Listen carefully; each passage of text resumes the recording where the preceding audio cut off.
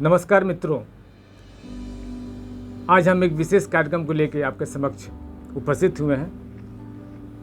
और जैसा कि सबको पता है कि अभी हाल ही में 12th और 10th के रिजल्ट आए हैं और बच्चे काफ़ी उत्साहित से अपने पास होने पे।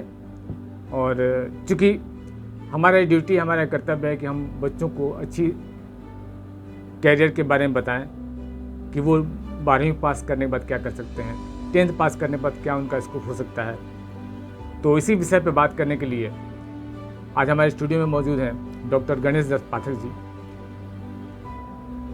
पाठक जी की जितनी प्रशंसा की जाए कम है, क्योंकि इनको सिवान में शिक्षाविद के नाम से ही जाना जाता है सर। और हमारा सौभाग्य है कि आप हमारे स्टूडियो में आए हैं। पाठक सर का एक इंस्टीट्यूट चलता है, पाठक IAS करके, जो अयोध्यापुरी सिवान में है। सर, आपका बहुत बहुत धन्यवाद, आप यहाँ पे आए और इस कैरियर काउंसलिंग में आपका हार्दिक स्वागत है रेडियो सुनी की तरफ से। बहुत बहुत धन्यवाद। कि 12वीं पास करने के बाद बच्चों में कैरियर का कितना महत्व है, 12th करने के बाद क्या महत्व है बच्चों के जीवन में, उनके कैरियर पे, इस पे ज़रा प्रकाश डालेंगे आप। देखिए, जो हमारी शिक्षा प्रणाली रही है उसमें 10वीं हुआ, 12वीं हुआ, पहले का अपने NEP में सब चीज़ें चेंज हो गई हैं नई शिक्षा नीति में। लेकिन पहले ये 12वीं जो था ये एक आधार था कि वहाँ पे जाके आपके करियर का एक शुरुआत होता है कि आपका कौन सा करियर बनाना चाहते हैं, किस क्षेत्र में जाना चाहते हैं। तो उसका जो दिशा मिलती है वो 12वीं से मिलती है। इसलिए मिनिमम जो योग्यता रखी गई कई कोर्सेज़ के लिए वो 12वीं रखी जाती है कि उसमें लड़के थोड़े मैच्योर हो जाते हैं, करियर के बड़े संजीदा हो जाते हैं। तो इसीलिए एक मूल आधार, एक मूल नींव इसको कह सकते हैं, वो 12वीं होता है। जी जी। और ये समय बहुत ही सावधानी और संजीदगी का होता है, क्योंकि इस समय एक छोटा सा भी गलत फैसला पूरे करियर को तबाह कर देता है और एक अच्छा निर्णय आगे पूरे करियर को संवार जाता है। जी, सही कहा सर आपने कि बच्चों को सोच समझ के अपने कैरियर पे ध्यान देना है, अपने कैरियर के काउंसलिंग, अपने कैरियर 12वीं पास करने के बाद वो क्या करें, ये मंथन करें, विचार करें, अपने गुरुजन से, अपने माता पिता से सलाह लें, राय लें कि क्या करना चाहिए। नहीं तो वो रास्ते में कहीं भटक जाएंगे, पता भी नहीं चलेगा बच्चा कैसे बिगड़ गया। तो इसी क्रम में मेरा ये अगला सवाल था सर कि 12वीं पास तो बच्चे कर जाते हैं, तो बहुत सारे बच्चे हैं जो बेरोजगार रह जाते हैं। तो क्या इसमें कहीं ना कहीं हमारी शिक्षा प्रणाली का भी दोष है क्या? जी, निश्चित तौर पर हमारी जो शिक्षा प्रणाली अब जो पहले रही है, अभी नई शिक्षा प्रणाली बहुत कुछ चेंज कर दिया गया है और उसका परिणाम भी कुछ दिन देखने को मिलेगा। लेकिन आपको जो पहली हमारी शिक्षा प्रणाली रही उसमें एक बहुत बड़ी चीज़ हमको बता दें कि 2019 में इंडिया स्किल्स की एक रिपोर्ट आई थी। उस रिपोर्ट में ये बताया गया था कि जो 53% ग्रेजुएट हैं, जो 53% स्नातक हैं, वो किसी भी रोज़गार के काबिल नहीं हैं। अब ये बताइए कि इतने सारे लड़के स्नातक करते हैं, ग्रेजुएशन करते हैं, और 53% ऐसे हैं जो कोई नौकरी नहीं मिल सकता। तो ये हमारी कितनी बड़ी विसंगति रही शिक्षा प्रणाली की। तो शिक्षा प्रणाली हुआ क्या, बेसिक कमी क्या रही कि हमने डिग्री पे पूरा जोर दे दिया और स्किल विकास पे बिल्कुल ध्यान ही नहीं दिया। अंग्रेजों के समय में काली शिक्षा प्रणाली का उद्देश्य सिर्फ कलर पैदा करना था, तो हमने केवल डिग्री पे ध्यान दिया, एक सिंपल एक बेसिक क्लरिकल जॉब के लिए हम बच्चों को तैयार करते रहे। लेकिन आज का जो समय है, तकनीकी परिवर्तन हुआ है, ये समय नई नवोन्मेष का है, ये समय उद्यमिता का है, ये समय नए अवसरों को पहचानने का है, उसका उपयोग करने का है। तो ऐसे में वो वाली स्टूडेंट सक्षम नहीं हो पा रहा है। ठीक है, तो अभी जो नई शिक्षा नीति आई है उसमें ये चीज़ किया गया है कि सारी यूनिवर्सिटी को किसी ने गाइडलाइन दे दिया है कि आपको वोकेशनल ट्रेनिंग्स के कुछ ना कुछ प्रयास करने हैं। ठीक है, ताकि बच्चों का स्किल डेवलपमेंट, स्किल जो होता है ना, वो किसी भी करियर का सबसे आधारभूत तत्व होता है। आपका कौशल है, आप कभी भी आप ग्रेजुएशन कर लिए, पोस्ट ग्रेजुएशन कर लिए, PhD कर लिए, आप जा रहे हैं किसी ऑफिस में, वो बोला काम क्या आता है, आप बोलते हैं हमको बस डिग्री है, कुछ आता ही नहीं है, फिर कह लिया आपको रखेगा, कोई नहीं, आपको पसंद नहीं करेगा। तो ये एक बड़ी विसंगति रही है जी। और हम सर बात करें अगर कि मतलब आपके कहने का अर्थ है कि कौशल का होना बहुत ही आवश्यक है आज की डेट में। मुझे भी कहीं ना कहीं लगता है, इसलिए कि मतलब शिक्षा तो लोग पा लेते हैं यूनिवर्सिटीज़ में, लेकिन वोकेशनल ट्रेनिंग नहीं रहने के अभाव में मतलब हम लोग भी झेले हुए देखते हैं कि कहीं जाने पर लोग पूछते हैं, मतलब जो वहाँ पे कहीं पे आदमी जाता है जॉब के लिए, तो लोग कहते हैं कि आपके पास एक्सपीरियंस है क्या, आप पहले से कुछ करते हैं क्या, जानते हैं क्या। तो कहीं ना कहीं स्किल का भी होना अपने आप में महत्वपूर्ण है। तो सर मेरा अगला सवाल ये है आपसे कि कैरियर को चुनते समय बच्चों को किन किन बातों का विशेष ध्यान देना चाहिए कि वो लगे उनको कि हम जो कैरियर चुन रहे हैं वो हमारे अनुरूप है। ऐसा होता है कभी कभी कि मतलब हम किसी एक सब्जेक्ट में अच्छे हैं और किसी ने राय नहीं तुम ये मत करो वो करो, तो ऐसे स्थिति में बच्चों को मतलब कैरियर को चुनते समय क्या ध्यान रखना चाहिए? देखिए, बहुत ही अच्छा सवाल है आपका, लेकिन इस सवाल का जवाब देने के पहले थोड़ा सा एक चीज़ मैं बता दूं कि जो स्किल है का विकास है, वो कौशल का विकास है, वो कोई भी बच्चा, कोई पेरेंट्स अपने बच्चे के जब करियर का निर्धारण करता है तो उस पर ध्यान रखे कि उसका स्किल डेवलप हो जाए। क्योंकि एक बार जब स्किल डेवलप हो जाएगा तो क्या होगा कि जब कौशल का विकास होगा तो उस काम के बारे में प्रैक्टिकल नॉलेज मिल जाएगा। ठीक है। दूसरा चीज़ क्या होता है कि एक जो भी नौकरी आप कहीं जाएंगे तो उसमें आपको मदद मिलेगा, नियोक्ता भी आपको पसंद करेगा, भाई आपको काम आता है, प्रैक्टिकल नॉलेज आपके पास है। ठीक है।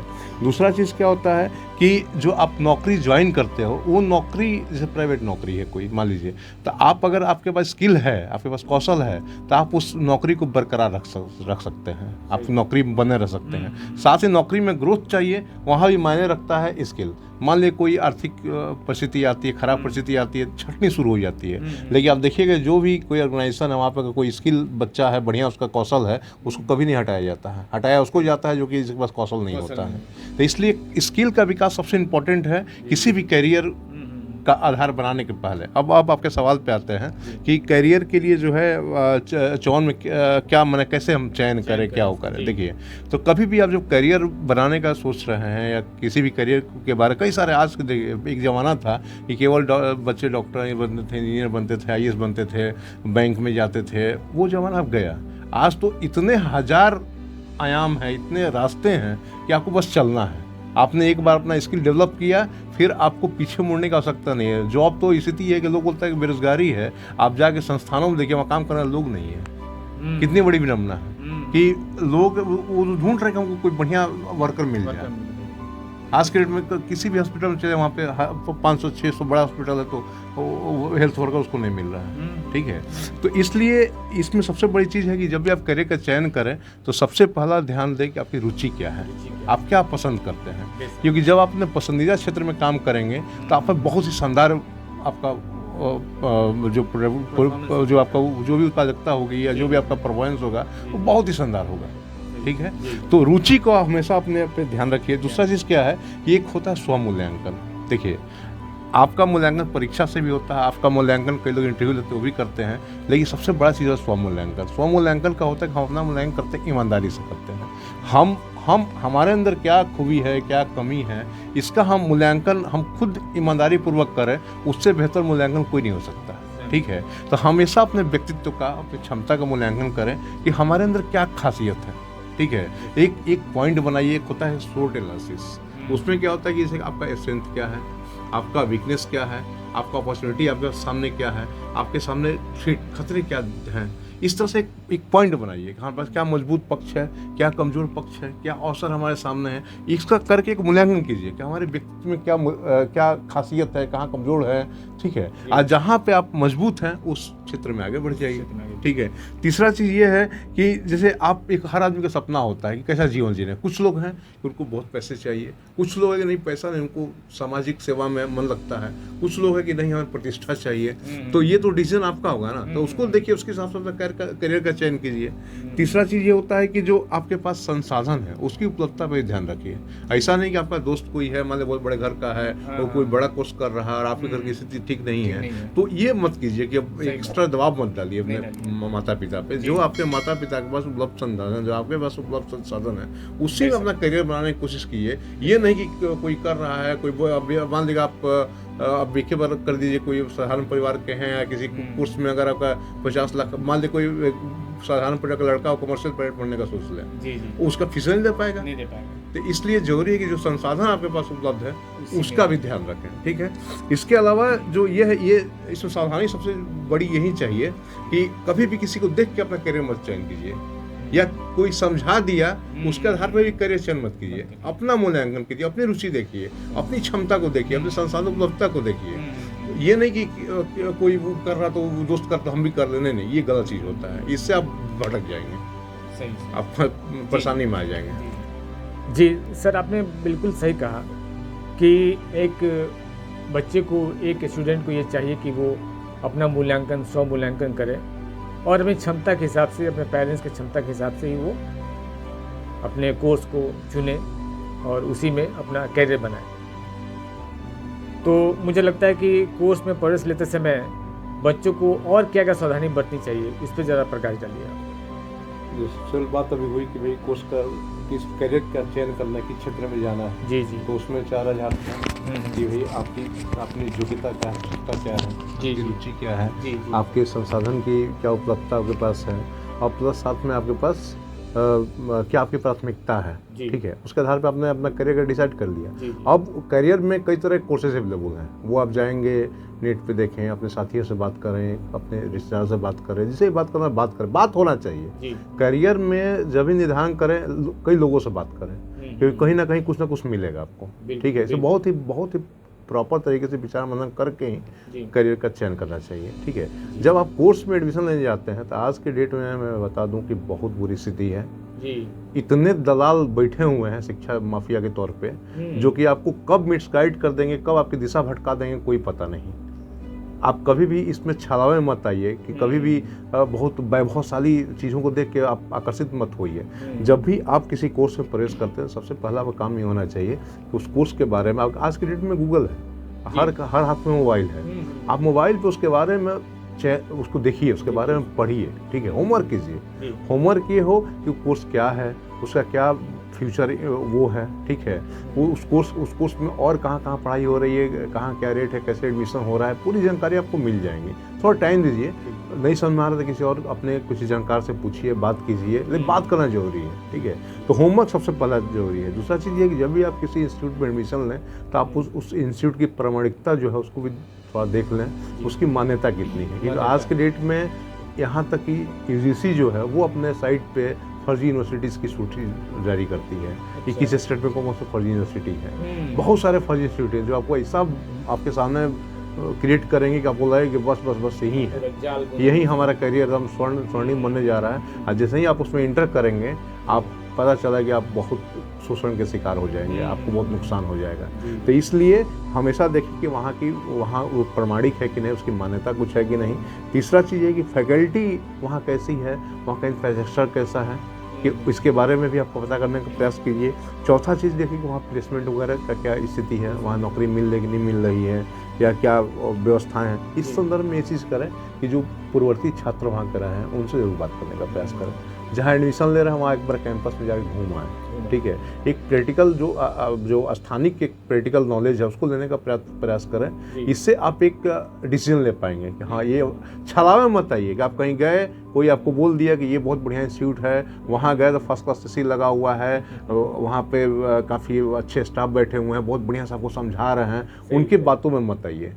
आप अपने स्तर से एक बार बढ़िया से होमवर्क करके, बढ़िया से विचार विमर्श करके उसके बारे में पता कर लिए तब जाइए। क्योंकि होता है कि एक बार आप 2 लाख 4 लाख खर्चा कीजिएगा, उसके बाद आप एडमिशन ले लीजिएगा और उसके बाद पता चले वो खराब है, फिर तो गया आपका, तो पैसा गया आपका, पैसा भी गया, फिर आप करियर बदल लटक जाएगा। टाइम भी गया। तो इसलिए बहुत ही सोच समझ के, बहुत ही संजीदा होकर इस पर निर्णय लेना चाहिए। इसमें पेरेंट्स को बच्चों का साथ देना चाहिए और सहयोग भूमिका में आना चाहिए। बिल्कुल। कोर्स का चयन करते समय गार्जियन को भी सतर्क रहना चाहिए कि मतलब हम जहाँ कोर्स में बच्चों का एडमिशन करा रहे हैं वो इंस्टीट्यूट कैसा है और वहाँ पे फैकल्टी कैसी है, प्लेसमेंट है कि नहीं है, बच्चे को का आप जीवन दे रहे हैं वहाँ पे किसी के हाथों में, तो वो कैसा है इसकी पहले जांच पड़ताल कर लें। सर ने जैसा कहा कि यूजीसी भी अपनी साइट पे फर्जी यूनिवर्सिटीज़ का नाम डालती है, तो वो एक बार ज़रूर चेक कर लें। और ये अच्छी जानकारी है आप सबों के लिए। आप गूगल है, आप उसको सर्च करिए, देखिए और तभी उस पर आप एडमिशन लीजिए। तो सर 12वीं तो बच्चे पास कर गए हैं, तो अभी ऊहा-पोह की स्थिति बनी हुई है कि हम आर्ट्स में एडमिशन लें, कॉमर्स में जाएं या साइंस में जाएं। तो सर हमें बारी-बारी से बताएंगे कि 12वीं करने के बाद आर्ट्स में क्या-क्या संभावनाएं हैं बच्चों के लिए, किस-किस फील्ड में बच्चे जा सकते हैं 12वीं के बाद आर्ट्स सब्जेक्ट करने के बाद से? देखिए, 12वीं पास करने के बाद से आप आर्ट्स में जाएं, साइंस में जाएं या कॉमर्स में जाएं, वो नितांत व्यक्तिगत मामला है। वो आपका निर्णय है कि आप कहाँ जाना चाहते हैं। जी। आपको मैं बता दूं, जितने अच्छे अवसर आर्ट्स में हैं उतने ही अच्छे अवसर साइंस में भी हैं, उतने ही अच्छे अवसर कॉमर्स में भी हैं। आज इतने क्षेत्र खुल गए हैं कि केवल अगर आपने बढ़िया से अपना स्किल डेवलप कर लिया या कौशल का आपने विकास कर लिया तो आप किसी भी क्षेत्र में सफलता प्राप्त कर सकते हैं और एक बढ़िया करियर आप बना सकते हैं। ठीक है, तो ये वो जमाना गया कि आर्ट्स है, कॉमर्स है, साइंस है, वो अब इस पर नई शिक्षा पॉलिसी में भी कर दिया कि कोई ये नहीं रहे कोई केवल आर्ट्स का सब्जेक्ट लेगा, आर्ट्स वाला भी साइंस ले सकता है, साइंस वाला भी कॉमर्स ले सकता है, वो अलग अलग विषय ले सकता है। ठीक है, तो ये कोई अब ये चीज़ 3-4 साल बाद सवाल भी नहीं उठेगा। ठीक है, तो इसलिए अभी जो स्थिति है उसमें जैसे आज के जो लड़के हैं उनके लिए लॉ में, मैनेजमेंट में, फैशन डिजाइनिंग में, मास कम्युनिकेशन जो पत्रकारिता होता है उसमें, इवेंट मैनेजमेंट में, एसएससी बैंक का प्रिपरेशन करना चाहते हैं या सिविल सर्विसेज की तैयारी करना चाहते हैं उसमें उनके लिए अवसर है। ठीक है, इसी तरह साइंस में है तो साइंस में मेडिकल में बहुत सारे ब्रांचेज आ गए हैं, आयुष आ गया है, नेचुरोपैथी आ गया है, बहुत सारी चीज़ें आ गई हैं। ठीक है, पैरामेडिकल के लिए अलग से आ गया है, कई सारी चीज़ें। साइंस इंजीनियरिंग में है तो इंजीनियरिंग में कई सारे नए सेक्टर आ गए हैं, बायोटेक्नोलॉजी है, इंफॉर्मेशन टेक्नोलॉजी है। ठीक है, जो साइंस के बच्चों के लिए बात कर रहा हूँ, वो उसके अलावा जैसे कि जो बीबीए वगैरह है, बीएससी जैसे होटल मैनेजमेंट वगैरह है या कमर्शियल पायलट है, ये सब इस साइंस में भी बहुत सारे इंजीनियरिंग के बहुत सारे अवसर हैं जो कि आप देख सकते हैं। ठीक है, कॉमर्स के जो बच्चे हैं उनके लिए शुरू से ही एक बड़ा चुनौतीपूर्ण रहा है, जैसे चार्ट अकाउंटेंसी हो गया, कंपनी सेक्रेटरीशिप हो गया, बैंकिंग हो गया, अकाउंटिंग हो गया, डिजिटल मार्केटिंग हो गया, फाइनेंस हो गया, टूरिज़्म हो गया। ये सब कई सारे सेक्टर हैं जहाँ कई सारे अवसर उपलब्ध हैं, कई सारी चीज़ें। बस ये है कि थोड़ा सा आप अपनी रुचि को पहचानिए, उस पर थोड़ा गूगल पर टाइम दीजिए, सर्च कीजिए क्या क्या है, बहुत सारी चीज़ें। वो यहाँ बताना मुश्किल है, वो अगर हो तो 3 दिन का सत्र पूरा हो तब जाके एक विषय पे चल सकता है। आज बहुत सारे अवसर है, बस आपको बढ़िया चयन करना है, ध्यान ये देना है कि आपको अपने स्किल विकास पे फोकस करना है। एक स्किल विकास कर लीजिए, आपका जीवन सफल हो जाएगा। आपने सही कहा सर कि संभावनाएं तो हर क्षेत्र में है और हर मतलब आर्ट्स में भी है, कॉमर्स में भी है, साइंस में भी है। अब बच्चों को देखना यह है कि उनकी रुचि किस में ज़्यादा है, वो रुचि के हिसाब से अपने सब्जेक्ट का चयन करें तो अच्छा रहेगा, बेहतर है। जैसा कि पहले आपने कहा कि आप किस क्षेत्र चीज़ में बेहतर करना चाहते हैं या कर रहे हैं, उसमें अपने कैरियर को चुनें और उसके बाद साइंस, आर्ट्स जो भी लेना वो लें। लेकिन ध्यान ये देना है कि अपने क्षमता के हिसाब से, ऐसा नहीं कि हम आर्ट्स में मेरी पकड़ ज़्यादा है तो मैं साइंस किसी कहने पर साइंस ले लूँ, साइंस में पकड़ ज़्यादा है तो किसी कहने पर आर्ट्स ले लूँ। तो ये मतलब आपने सही कहा कि नितांत निजी मामला है और बच्चों को, गार्जियन को चाहिए कि वो बच्चों में देखें कि हमारा बच्चा का झुकाव किस सेक्टर में, किस क्षेत्र में है, उस पर ज़्यादा वो ध्यान दें। तो सर मुझे लगता है कि काफ़ी सारे प्रश्न हम लोगों ने एक दूसरे से वार्तालाप के द्वारा किया इसको। अभी हम चाहेंगे कि लास्ट में आप बच्चों को और छात्रों के उनके बेहतर भविष्य के लिए, फ्यूचर के लिए आप कुछ संदेश दें। मेरा संदेश बिल्कुल स्पष्ट है और बिल्कुल आप लोग इस पर अमल कीजिए कि कभी भी करियर को बहुत ही गंभीरता से लीजिए, क्योंकि ये जो अगला 3-4 साल का समय है जो आप 12वीं पास कर लिए हैं, ये 4 साल का समय, 5 साल का समय जो आपके सामने है, ये आपके करियर का सबसे महत्वपूर्ण चीज़ है। ये अगर 4-5 साल आपने बढ़िया से दे दिया, अगर एक अच्छे से आपने इसका यूज़ कर लिया, उपयोग कर लिया और अच्छा प्रयास कर लिया, तो पूरी ज़िंदगी आपकी सुखमय रहने वाली है। अगर ये 4 साल आपने मान लीजिए मोबाइल के चक्कर पड़ गए या किसी और चीज़ में आप फंस गए, तो आगे की फिर ज़िंदगी आगे बहुत कष्टकारी होने वाली है। एक चीज़ के लिए आप तरसेंगे वो होगा। तो इसलिए बहुत गंभीरता से इन समय का उपयोग कीजिए, अपने करियर का बढ़िया से चयन कीजिए, सावधान रहिए, किसी के बहकाव में मत आइए। कि यहाँ चलो ये हो जाएगा वो नहीं, आप खुद अपना मूल्यांकन कीजिए। जो मैंने अभी बोला आपको कि भाई आपकी रुचि क्या है, आपकी योग्यता क्या है, आपका व्यक्तिगत गुण क्या है, कैसा जीवन आप चाहते हैं और आपके कितनी संसाधन उपलब्ध है, उसका सही तरीके से मूल्यांकन, ईमानदार मूल्यांकन करके और अपने करियर को की दिशा में बढ़िए। सावधान रहिए, सतर्क रहिए। बाजार में डिस्टर्ब करने वाले लोग अपने हित फायदे के लिए कहीं भी आपको भड़का सकते हैं, उससे सावधान रहिए और अपना सही तरीके से हर चीज़ होमवर्क करके बढ़िया से वो करके अपने माता पिता के साथ, अपने जो आपके पूरे रिश्तेदार में कोई अगर सफल है उससे बात करके और जो भी चीज़ें हैं उसके बारे में उसका बढ़िया मूल्यांकन के विचार मंथन करके अपने करियर को बनाइए। सभी को बहुत बहुत शुभकामनाएं। तो दर्शकों, अभी आप देख रहे थे रेडियो सुनई का ये ऑफिशियल चैनल रेडियो सुनई, और अभी हमारे साथ हमारे स्टूडियो में मौजूद थे डॉक्टर गणेश दत्त पाठक सर। इनका इंस्टीट्यूट है पाठक IAS करके, अयोध्यापुरी सिवान में है। तो सर, आपने इतना महत्वपूर्ण समय दिया हमारे रेडियो में और हमारे दर्शकों को और श्रोताओं को अच्छे अच्छे संदेशों से नवाजा और उनको अपने सलाह प्रस्तुत किए। इसके लिए रेडियो सुनई आपको धन्यवाद देती है सर।